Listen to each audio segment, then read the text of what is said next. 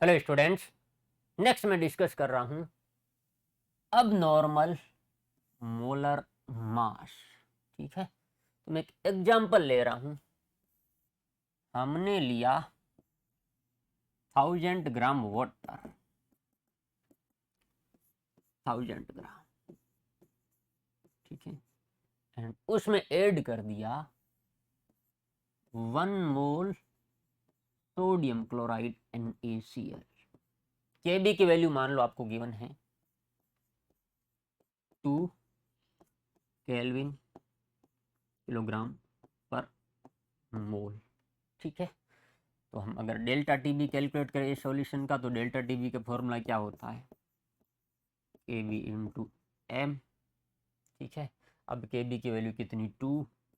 Molality solute के मोल 1, solvent का मास के जी में 1, तो डेल्टा टीबी की वैल्यू क्या आ गई? 2। कितनी आ गई? 2। ठीक है, तो थ्योरेटिकली डेल्टा टीबी की वैल्यू आ गई 2। अब इसी सॉल्यूशन का जब एक्सपेरिमेंटली डेल्टा टीबी देखा गया तो उसकी वैल्यू आई 4।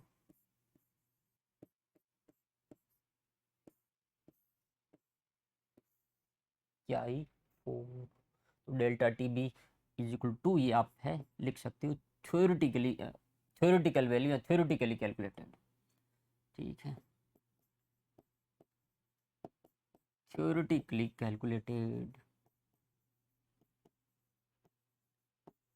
और डेल्टा टी बी 4 है एक्सपेरिमेंटल वैल्यू, एक्सपेरिमेंटल वैल्यू। ठीक है, देखो जब हमने delta T B theoretically calculate किया फॉर्मूले से तो आया 2, एक्सपेरिमेंटली देखा गया तो डेल्टा टी बी आ गया 4। बस सवाल आता है कि सर ये डिफरेंट क्यों आ रहा है? ठीक है, कि जो एक्सपेरिमेंटल वैल्यू है यहाँ पर जो एक्चुअल वैल्यू है वो थ्योरेटिकली कैलकुलेटेड वैल्यू से डिफरेंट क्यों आ रही है? ठीक है, डिफरेंट क्यों आ रही है? अब सुनिए, देखो कोलिगेटिव प्रॉपर्टी डिपेंड करती है number of moles of solute पे। ठीक है, सोल्यूट के मोल्स पे। ठीक है, ये हमने डिस्कस किया था कि कोलिगेटिव प्रॉपर्टी किस पे डिपेंड करती है? सोल्यूट के मोल्स पे। अब हमने लिया था 1 मोल सोल्यूट। कितना लिया था? 1 मोल सोल्यूट। ठीक है, तो हम यहाँ पे वैल्यू पुट कर दी 1। अब ये जो NaCl है वाटर में जाके टूट जाता है, डिसोशिएट हो जाता है किसमें? Na positive and Cl negative में। मीन्स लिया तो हमने था 1 मोल सोल्यूट, लेकिन सॉल्यूशन में कितना हो गया? 2 मोल सोल्यूट। कैसे? 1 मोल तो इस Na पॉजिटिव का और दूसरा इस Cl नेगेटिव का। लिया तो सोल्यूट का 1 मोल था, हमने तो 1 मोल डाला, लेकिन इस सॉल्यूशन में जाके टूट के क्या बना लिया? 2 मोल। ठीक है, तो यहां फिर दिक्कत हो गई। हमने तो फॉर्मूले में क्या पुट कर दिया? जो डाला वो 1 मोल, लेकिन ये जाके टूट गया और टूटने से मोल्स क्या हो गए?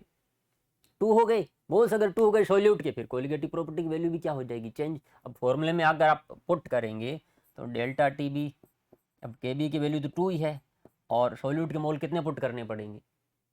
2 लेने पड़ेंगे। ठीक है, तो 2 इंटू 2, सॉल्वेंट का मास केजी में 1, मोलिटी 2 आ गई। तो यहाँ से फिर अगर आप देखोगे तो डेल्टा टी बी की वैल्यू क्या आ गई? 4। ठीक है, इस वजह से वैल्यू डिफरेंट आई। ठीक है, क्या क्या गड़बड़ हुआ?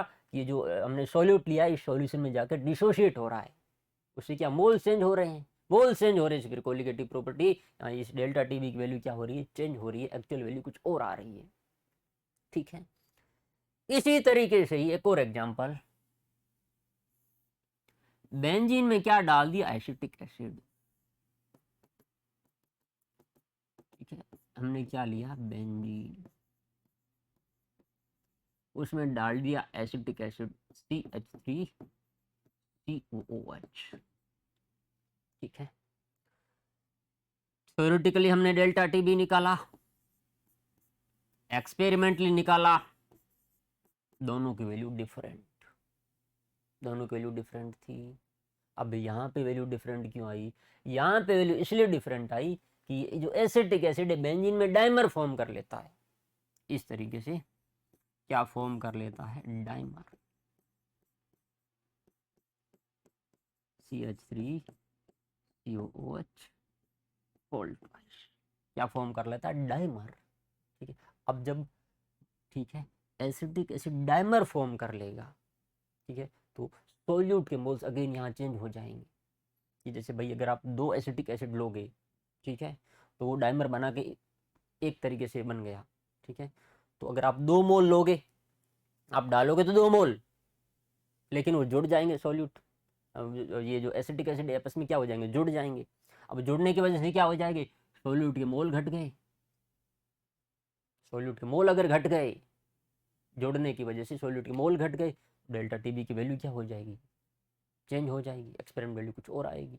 ठीक है, तो पॉइंट क्या है कि जब कोई सोल्यूट सॉल्यूशन में डिसोशिएट होता है या फिर एसोसिएट होता है, उस केस में एक्सपेरिमेंटल वैल्यू क्या आती है, डिफरेंट आती है थ्योरेटिकली कैलकुलेटेड वैल्यू से।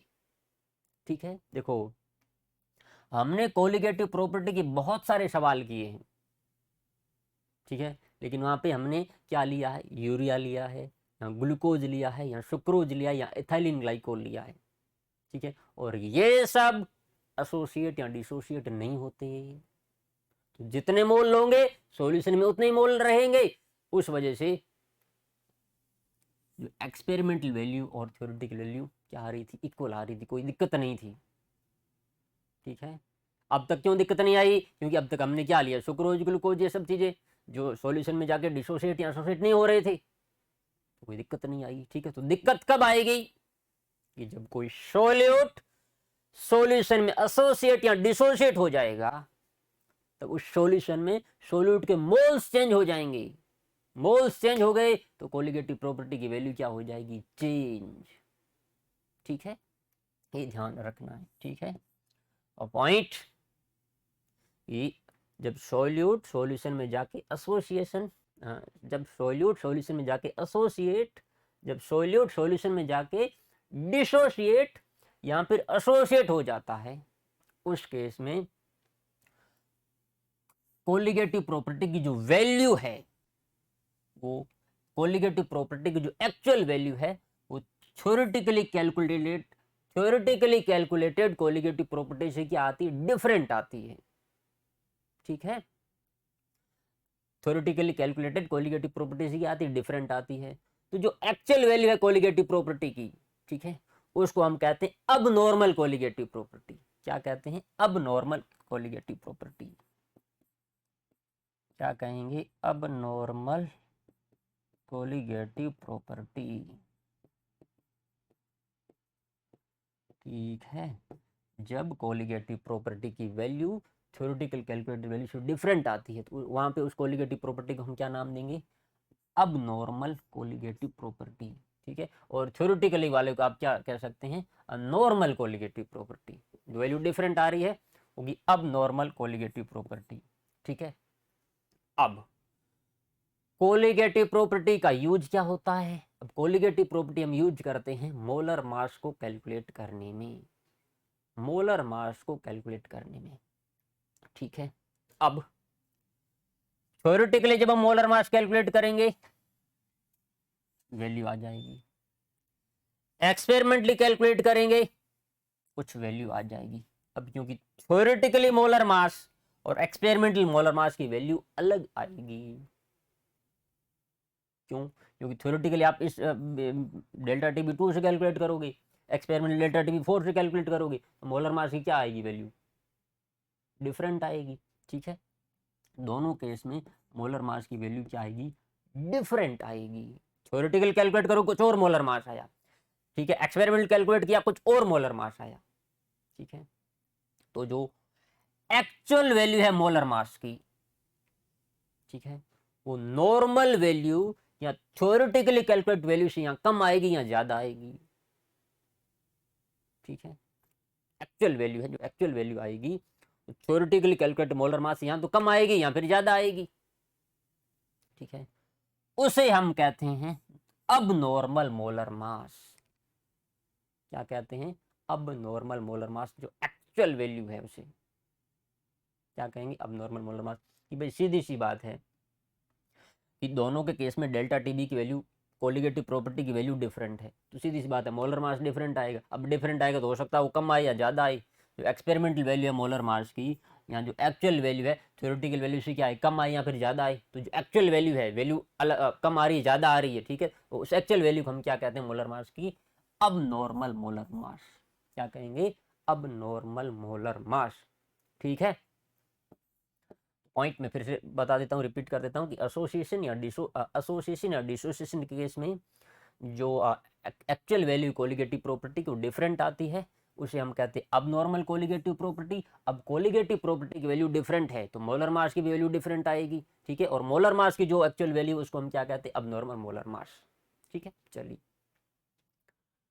डेफिनेशन अब नॉर्मल मोलर मास की, in case of association and dissociation of solute molecules in solution, the actual molar mass is either lower or higher than expected or normal value। ठीक है, कि actual जो molar mass होगा वो जो expected या normal value है theoretical calculate, उससे यहाँ तो कम होगा या ज़्यादा होगा।